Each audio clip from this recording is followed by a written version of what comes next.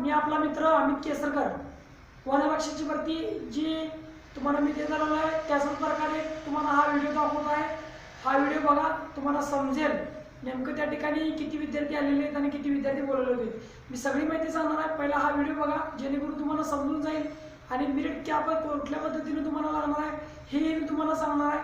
कुठले विद्यार्थी या ठिकाणी फिजिकलसाठी येत आहेत तिची सगळी माहिती मी तुम्हाला सांगणार आहे आणि फिजिकल कुठे होणार आहे हे तुम्हाला मी सांगणार आहे। तर पहिला हा व्हिडिओ बघा जेणेकरून तुम्हाला समजून जाईल। 841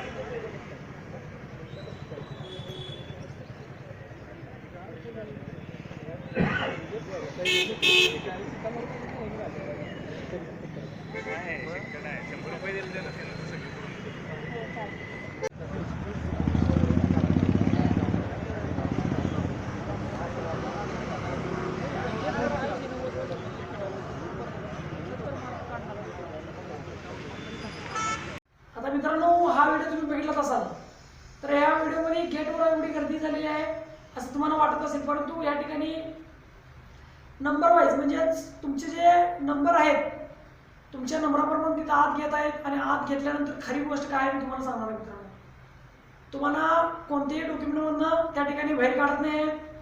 त्याचबरोबर तुमचे कागदपत्र जर कुठले राहिले असतील तर ते PDF स्वरूपात तुमच्याकडून मागून घेत आहेत। त्याच्यानंतर ते सर्टिफिकेट जर तुमच्याकडे अवेलेबल होत नसेल किंवा तुमचं डोमेसियल किंवा तुमचं कोणतं सर्टिफिकेट हरवलं असेल तर त्या ठिकाणी ते माईक आहे त्या माईकमध्ये ते पुकारत आहेत। त्याचबरोबर ते पुकारल्यानंतर तुम्हाला थोडा वेळ देत आहेत। त्याच्यानंतर अनेक विद्यार्थ्यांच्या मनात शंका आहे की कागदपत्रामधून बाहेर काढतील किंवा वजनामधून बाहेर काढतील। त्या ठिकाणी मित्रांनो मुलांचं वजन चेक करत आहेत। वजन उंची म्हणजे वजन तुमचं 50+ पाहिजे आणि उंची तुमची जी लागणार आहे ती मुलांची 163 आहे। त्याचबरोबर मुलींचंही त्या ठिकाणी कागदपत्र व्हेरिफिकेशन होत होतं। मुलींची उंची 150 पाहिजे।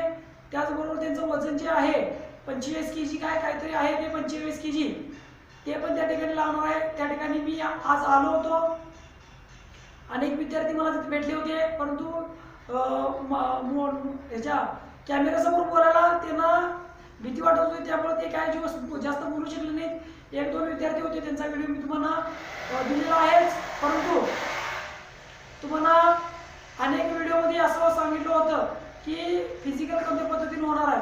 फिजिकल आता तुम्हाला सांगतो मित्रांनो, माझा एक पहिला व्हिडिओ होता तो होता Kagal MIDC। Kagal MIDC road आहे त्या रोडवर मित्रांनो तुमचं फिजिकल होणार आहे आणि फिजिकल होत असताना सर्वांचंच फिजिकल त्या ठिकाणी होईल काय तर होय मित्रांनो, कारण की त्या ठिकाणी आतील विद्यार्थीचे बाहेर आल्यानंतर मला सांगितलेलं आहे त्याची सगळी माहिती मी तुमच्यापर्यंत घेऊन येत आहे।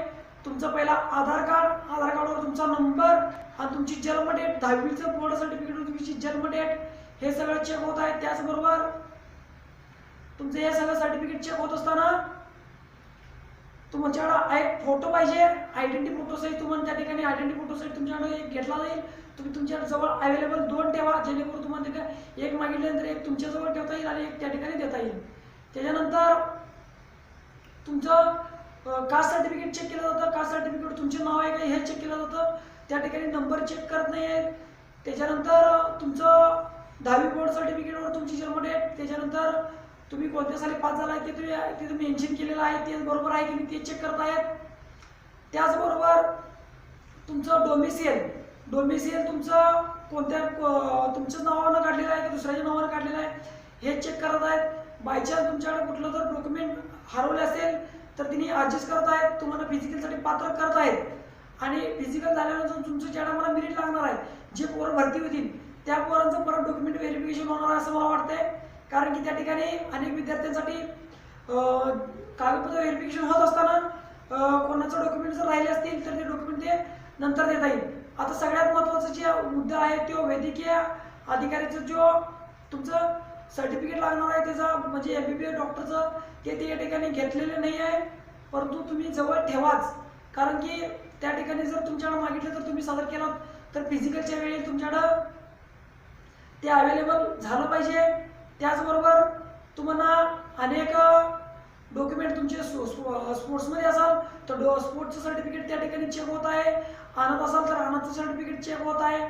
जास्त काही नाही मित्रांनो, लोड घेण्याचा काही प्रश्न नाही, कारण की त्या ठिकाणी तुमच्यावर असं काही तुम्हाला बाहेर काढण्याचा कोणत्याही प्रकार तिथे त्या ठिकाणी केलेलं नाही. जसं नागपूरमध्ये झालेलं आहे असं कोणत्याही प्रकारचं त्या ठिकाणी बंधन तुमच्यात घातलेलं नाही आहे, तुमच्यावर कोणत्याही प्रकारचं लिमिट घेतलेलं नाही. फक्त त्या ठिकाणी तुम्ही डॉक्युमेंट व्हेरिफिकेशन केल्यानंतर तुमचा एक अंगठा घेत आहेत. तुम्ही आता येणारे जे विद्यार्थी आहेत ते विद्यार्थी 100% त्या ठिकाणी खात्रीशीर आणि चांगल्या पद्धतीनं कागदपत्र व्हेरिफिकेशनसाठी यावे. हाच मुद्दा मी तुम्हाला सांगण्यासाठी हा व्हिडिओ बनवला होता.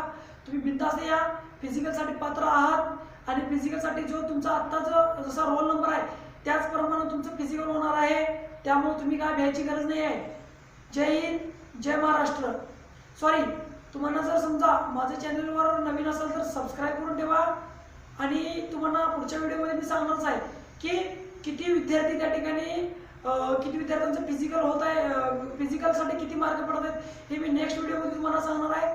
माझा हा व्हिडिओ कसा वाटला हे सांगण्यासाठी मला लाईक करा, शेअर करा, सबस्क्राईब करायला विसरू नका. जय हिंद.